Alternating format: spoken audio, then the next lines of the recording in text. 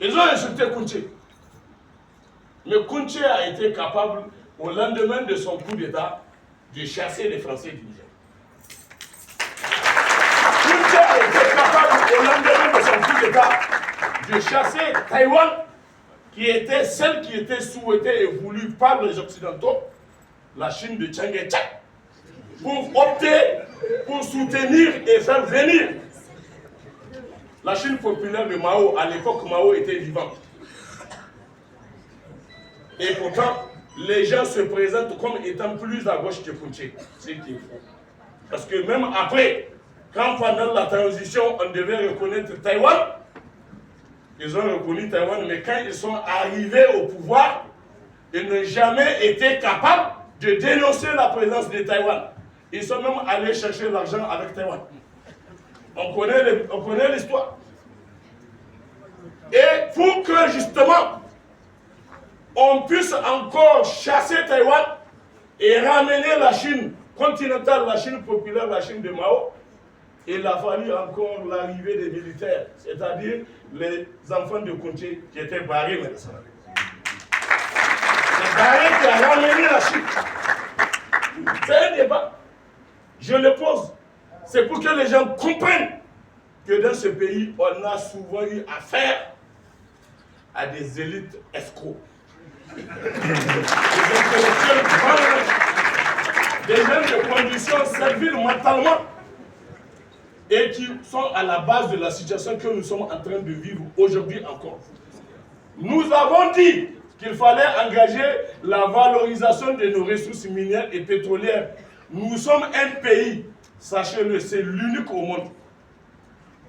Je vous fais la révélation. C'est un pays, pour les ésotériques, c'est un pays de 7 chiffres. Le Niger est différent de tous les autres pays.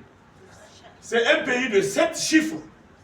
Nous avons 7 ports tirés par une ville de 7 ports, dont le centre, le point zéro, est un point de 7 ports. Et le chiffre de sa superficie divisé par 7 donne un chiffre rond. Wow. Donc vous divisez 1 267 000 km², 1 267 000 km², ça vous donne 181 000.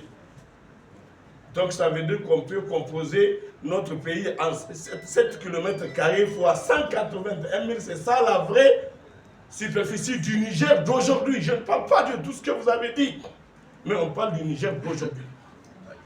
Le Niger d'aujourd'hui que nous avons hérité et qui doit servir de levier, de moteur pour le combat, pour l'Afrique, pour sa libération et même la libération de l'humanité, pour une humanité juste. C'est ce combat-là que nous, on est en train de faire. Et nous sommes convaincus que ça va pouvoir se faire, ça va pouvoir arriver en termes de résultats, mais il a dit des conditions qu'il faut. Avoir la conscience que nous devons croire en nous-mêmes. Si nous ne croyons pas en nous-mêmes, si vous ne croyez pas en vous-même, si vous pensez que c'est grâce à quelqu'un, tout à l'heure, M. Moukela avait donné une citation de l'ancien président déchu, qui ne croyait pas en lui et à son pays, qui avait dit que le peuple nigérien n'avait pas la dignité de réclamer d'être souverain.